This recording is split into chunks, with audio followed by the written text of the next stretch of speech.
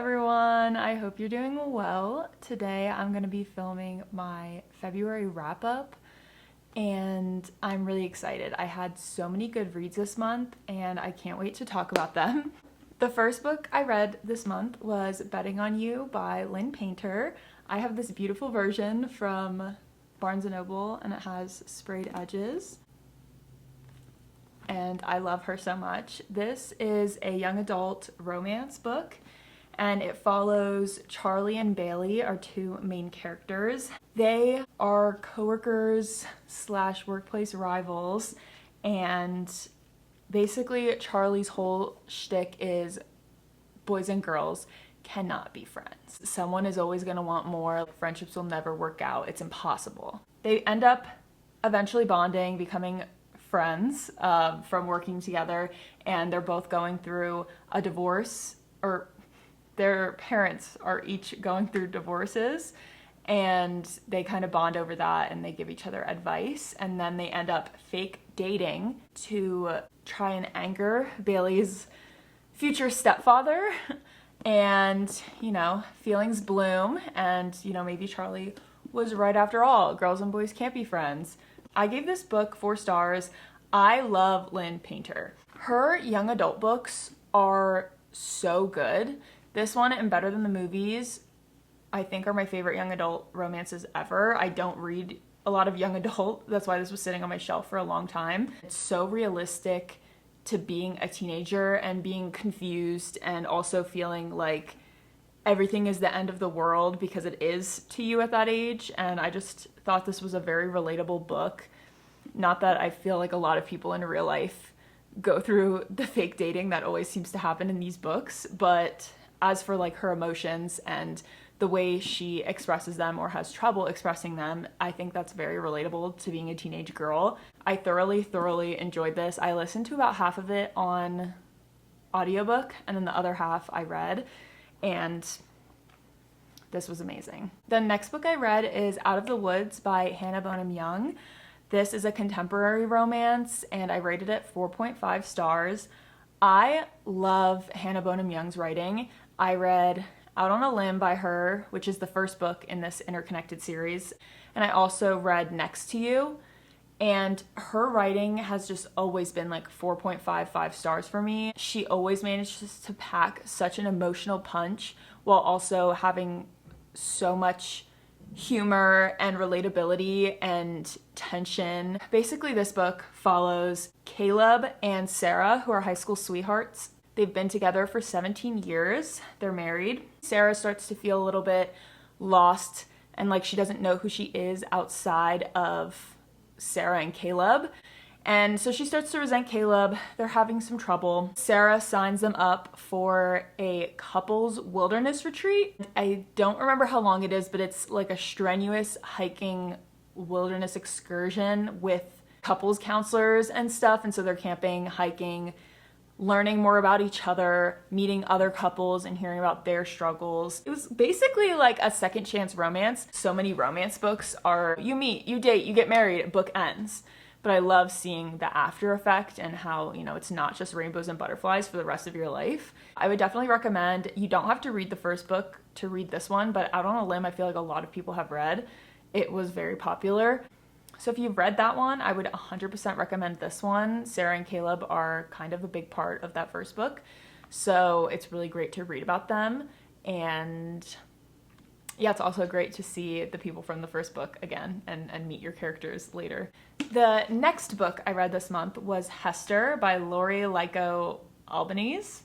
And this is a historical fiction. And basically this is a reimagining of the woman who inspired Hester Prynne, who is the main character of The Scarlet Letter by Nathaniel Hawthorne. And it's centered around Isabel, who is a young seamstress that flees Scotland to America in the early 1800s. And Isabel's basically on her own, trying to figure out how to make money, how to make a life for herself in this new town. America, to all these other countries, was perceived as being this perfect free place where anybody can go and like start a new life and be accepted and all your dreams will come true here, but that wasn't really the reality for a lot of people. And this also takes place right after the Salem witch trials, so there's a lot of fear in the air and people accusing other people of being witches. I just really, really love this. I love anything witchy. I feel like this would have been a really good book to read in the fall, but the winter is also a great time.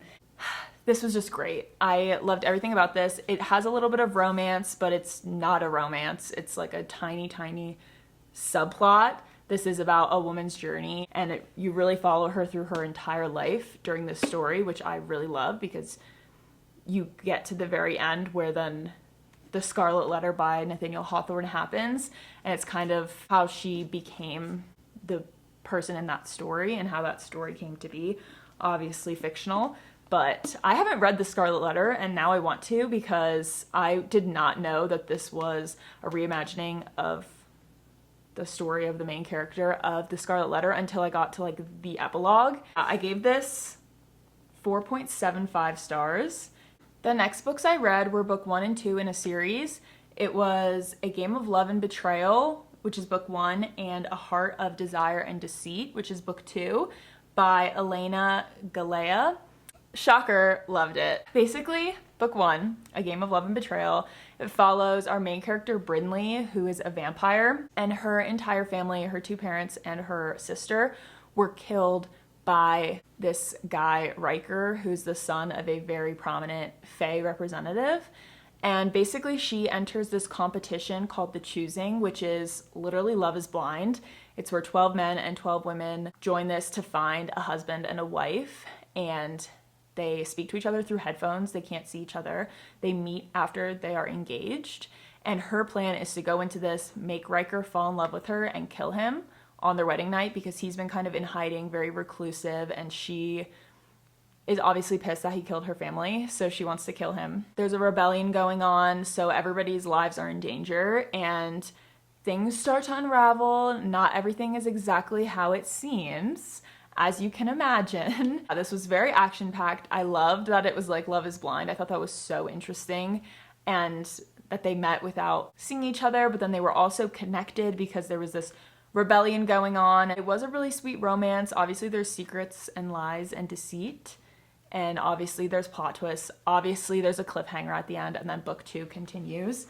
And I would definitely recommend this. It was on Kindle Unlimited. I read this because I saw a reel on Instagram. The particular scene that was advertised did not happen in the first book, which honestly, great marketing because I kept reading and it happened in the second book.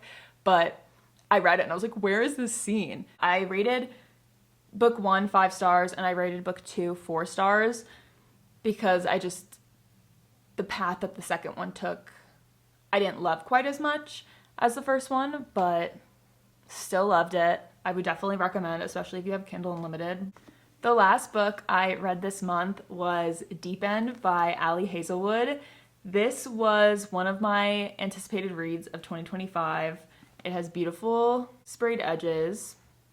I love Ali Hazelwood. I don't think I have disliked a single book she's written. Like even the novellas, which weren't my favorite, I still ate up. I love everything she's written.